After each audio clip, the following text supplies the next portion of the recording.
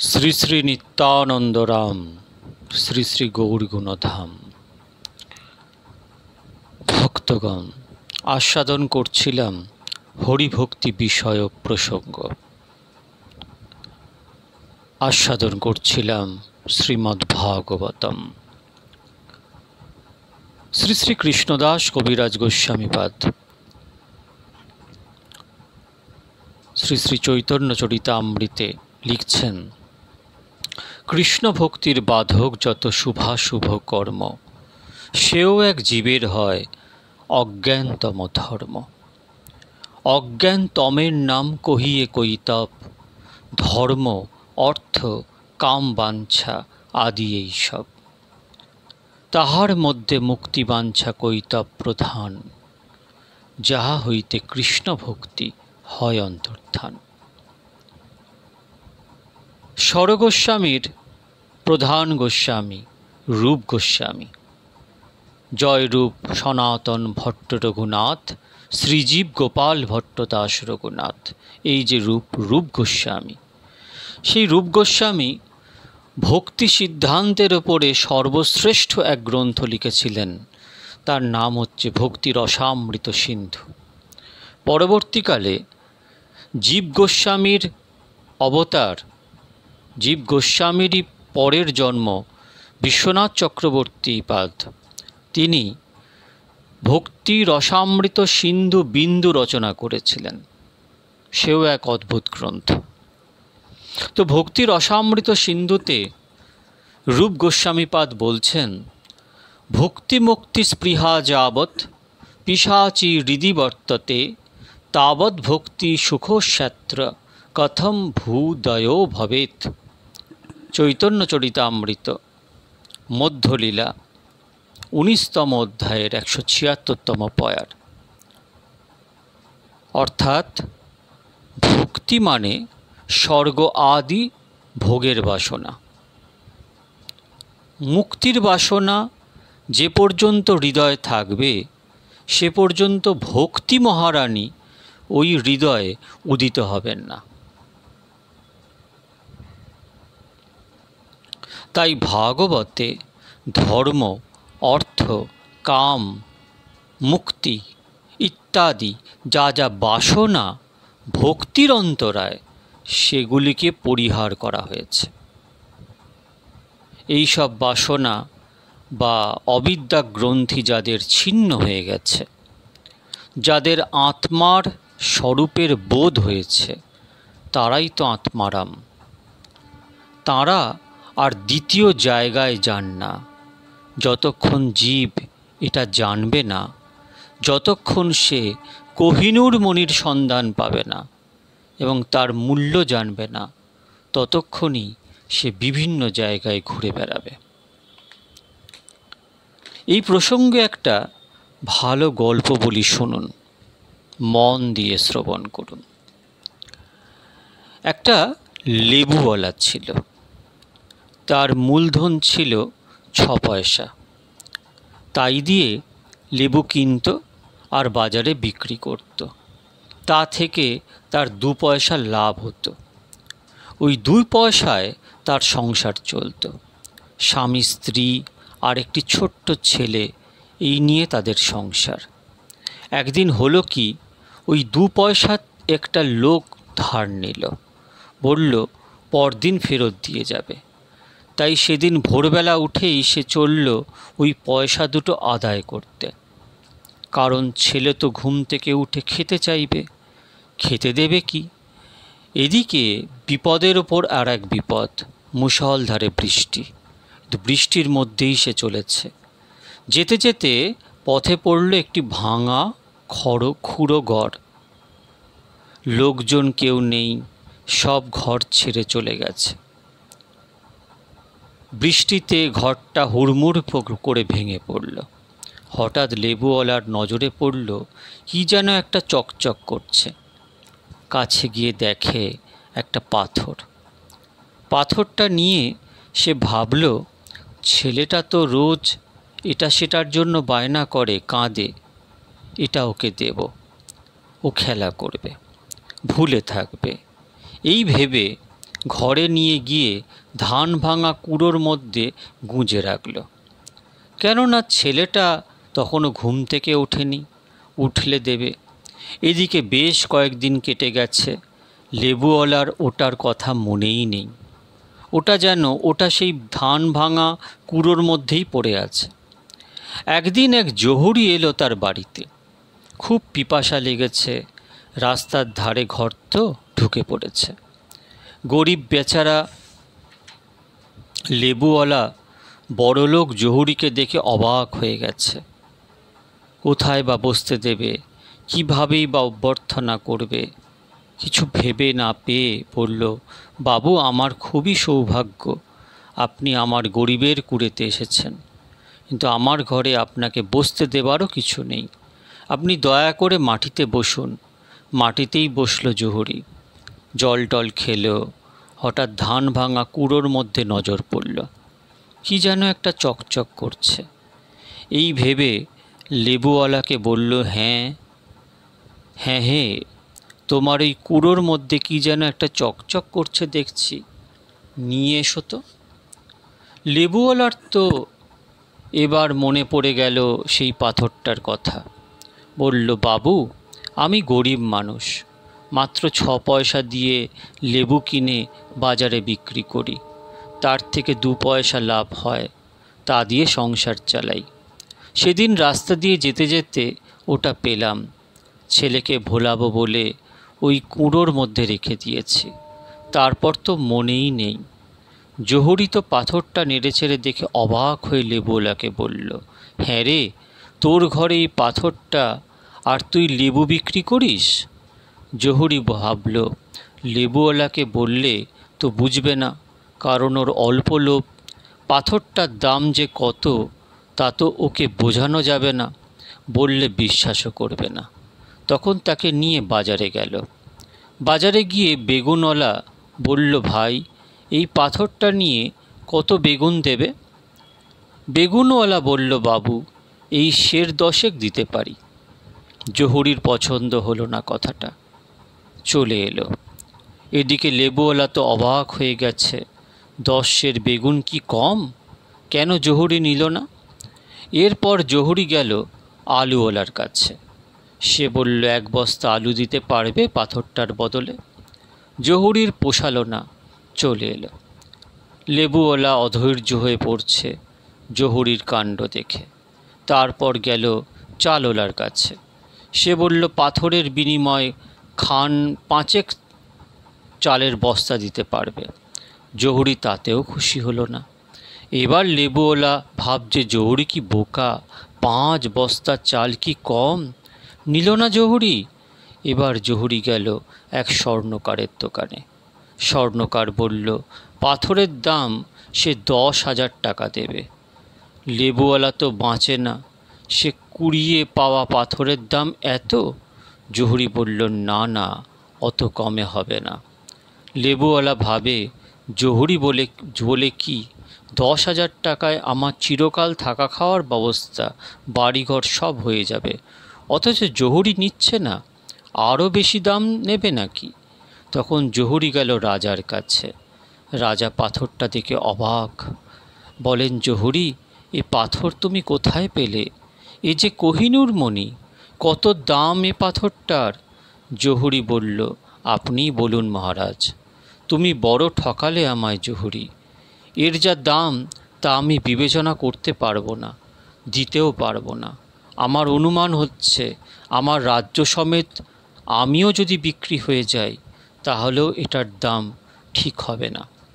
এই কথা শুনে লেবুওয়ালা তো আর অবাক হয়ে গেল। আমাদেরও ঠিক সেই অবস্থা।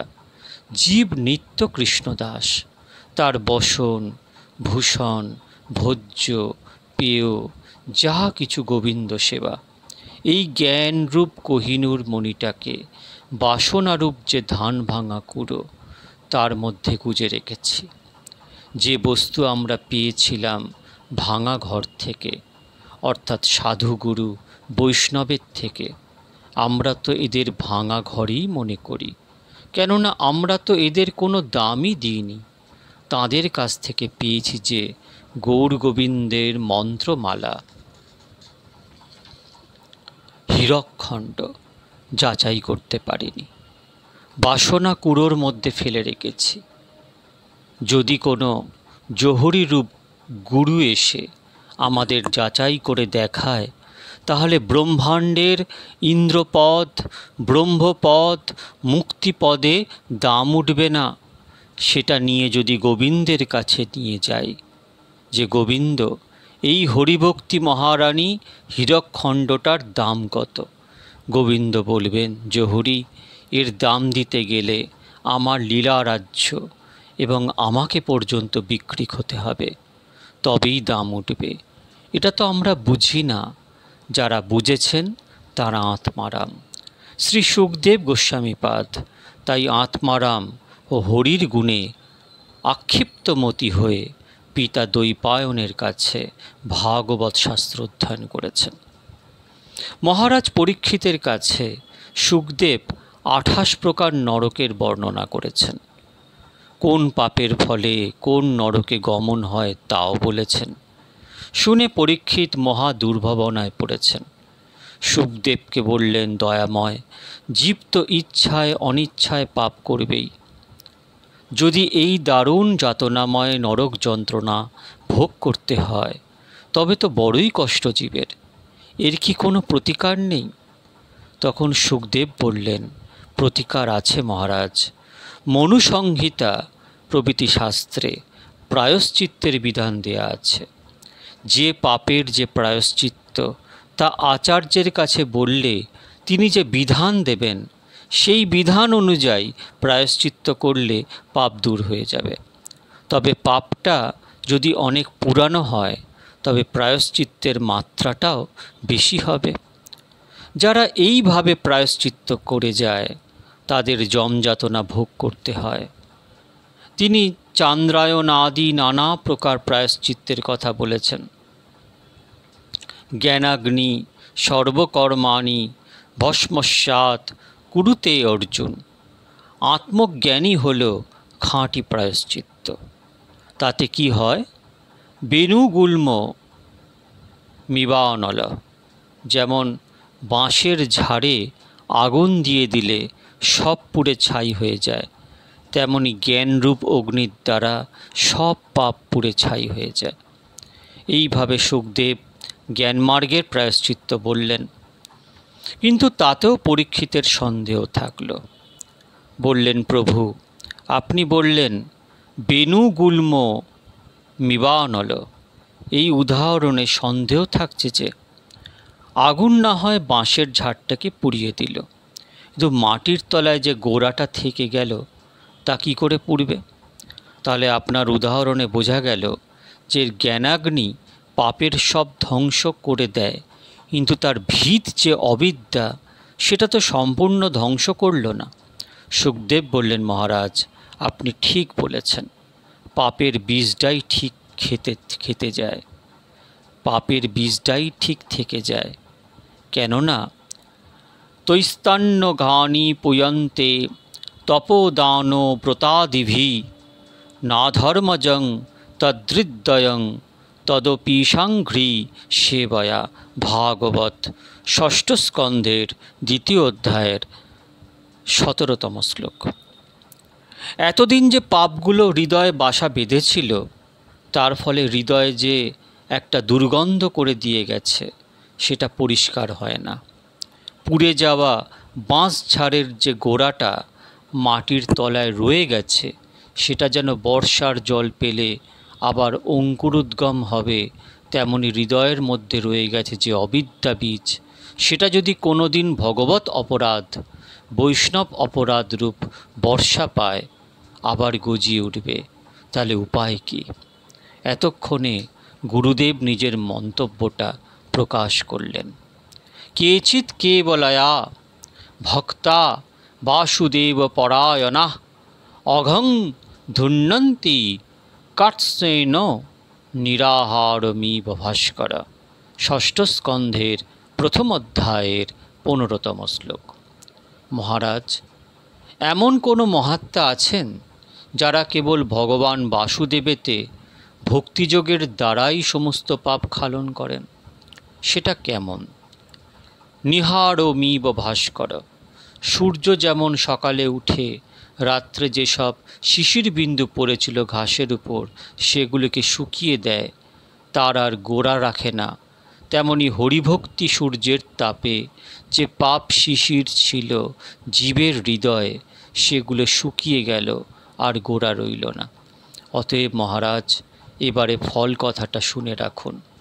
প্রায়শ্চিত্তানি চীর্ণানি নারায়ণ পরান্মুখম ন নিষ্পন্নস্নন্তি রাজেন্দ্র সুরাকুম্ভ মিবাপগা। ভাগবত ষষ্ঠ স্কন্ধের প্রথম অধ্যায়ের 18তম শ্লোক। যত রকম প্রায়শ্চিত্ত আছে সবই আপনি অনুষ্ঠান করেছেন, কিন্তু আপনি যদি নারায়ণে বিমুখ থাকেন তাহলে কোনো প্রায়শ্চিত্তই আপনাকে পবিত্র করবে না। কারণ শাস্ত্রের বিধান হল ভগবৎ বিমুখ ব্যক্তি যদি কোনো প্রকার প্রায়শ্চিত্ত করেও তবুও পবিত্র হবে না। কীরকম? সুরাকুম্ভ মিবাপগা। আপগা অর্থাৎ গঙ্গা যেমন সকলকে পবিত্র করে, কিন্তু করে না মদের কলসিকে, কারণ সেটা এত দূষিত যে তাকে পবিত্র করা চলে না। তেমনি যার হৃদয় কলসিতে ভগবৎ বিমুখতারূপ সুরা আছে, হরিভক্তি আর প্রায়শ্চিত্তরূপ গঙ্গা সেই ব্যক্তিকে পবিত্র করে না। হরিভক্তির এক অমোঘ প্রভাব, এই প্রভাব অচিন্ত, মুনিগণ তা চিন্তায় আনতে পারেন না। এই প্রভাবটা কীরকম তা সুখদেব বলেছেন অজামিল সংবাদে। সক্রিলমনা কৃষ্ণপদারবিন্দয়োর নিবেশিতং তদ্গুণরাগী ঐরিহ্য ন তেজমং পাশভৃত্যশ্চ তদ্ভটান স্বপ্নেহোপি পশ্যন্তি চীর্ণ নিষ্কৃতা। ভাগবত ষষ্ঠ স্কন্ধের প্রথম অধ্যায়ের 19তম শ্লোক। কৃষ্ণ গুণে অনুরাগী হয়েছে যে মনটি, সেই মনটিকে যারা একবার কৃষ্ণ পাদপদ্মে বসায় তখন কি হবে? তারা স্বপ্নেও কখনো যম দেখবে না। তাহলে আমাদের কি করতে হবে? মনকে কৃষ্ণ গুণে অনুরাগী করতে হবে। কেমন করে করব? মন যে কিছুতেই হরিগুণ অনুরাগী হতে চায় না, সে যে বড় চঞ্চল। যদু, মধু ইত্যাদি কত সাধারণ লোকের গুণে অনুরাগী হয়, কিন্তু হরির গুণে তো অনুরাগী হতে কিছুতেই তো চায় না। তাই তাকে জোর করে ধরে রাখতে হবে, গৌর গোবিন্দের গুণে অনুরক্ত করে তার চরণে বসিয়ে দিতে হবে। গোবিন্দের গুণ তাকে শোনাতে হবে। যেমন ছোট ছেলে কিছুতেই পড়তে চায় না, বাপ মা তাকে তবুও জোর করে শাসন করে বলে, পড় না পড় বই, এর কাছে বসে থাক। সেই রকম করতে করতে যখন অভ্যাস হয়ে যায় তখন নিজেই পড়ে আর বলতে হয় না। তেমনি মনটাও উত্তম বস্তু লাভ করতে চায় না, তাকে উত্তম বস্তু ওই হরির গুণটা শুনিয়ে অভ্যাস করাতে হয়। মনের স্বভাব হচ্ছে সে একটু খেয়ালি, তাই সে যেটা ভালো বোঝে সেটা নিয়ে নেয়, যেটা ভালো বোঝে না সেটা নেয় না। শুনতে শুনতে যখন বুঝবে যে হরির গুণটা তো বেশ ভালো, তখনই তাতে লেগে যাবে। যেমন এক পাড়ায় কতগুলো ছোকরা কারোর বাড়ির রকে বসে বসে খোল করতাল নিয়ে হরিনাম করত। তাদের কারো না ছিল তাল জ্ঞান, না ছিল সুরের জ্ঞান। এই পাড়ারই একটা মাতাল খুব ভালো গান গাইতে বাজাতে পারত। সেখান দিয়ে রোজ যাওয়া আসা করে আর ভাবে ছেলেগুলো কি যে রোজ রোজ বেসুরো কীর্তন করে। ছেলেগুলোও ভাবে যদি এই মাতালটাকে আমরা দলে পেতাম তাহলে আমরা যে কত জায়গায় বাজনা বায়না পেতাম। এই রকম ভাবতে ভাবতে একদিন দেখা গেল সেই মাতালটি কি খেয়াল হলো, মদ খাওয়া ছেড়ে ওদের দলে যোগ দিয়ে নাম সংকীর্তনে মত্ত হলো। সুতরাং আমাদের মনও তো সেই মাতালেরই মতো, তাকে যদি শাস্ত্রের থেকে চয়ন করে করে গৌর গোবিন্দের গুণ শোনানো যায়, আর তার ফলে যদি তার একবার খেয়াল লেগে যায় সত্যিই ভালো জিনিস, তখন আর আমাদের ভাবনা নেই। মন যদি গৌর গোবিন্দের গুণে অনুরাগী হয়ে যায়, তাহলে আর আপনার ভাব নেই। সে নিজেও তরবে, আপনাকেও তরিয়ে নিয়ে যাবে। ভক্তগণ, আজ এটুকুই। আপনারা এই হরিকথা বারবার শুনবেন, কারণ ভাগবত বার্তা, ভাগবত কথা শ্রবণ মঙ্গলম। ভালো থাকবেন। শ্রী শ্রী নিত্যানন্দ রাম, শ্রী শ্রী গৌরগুণধাম।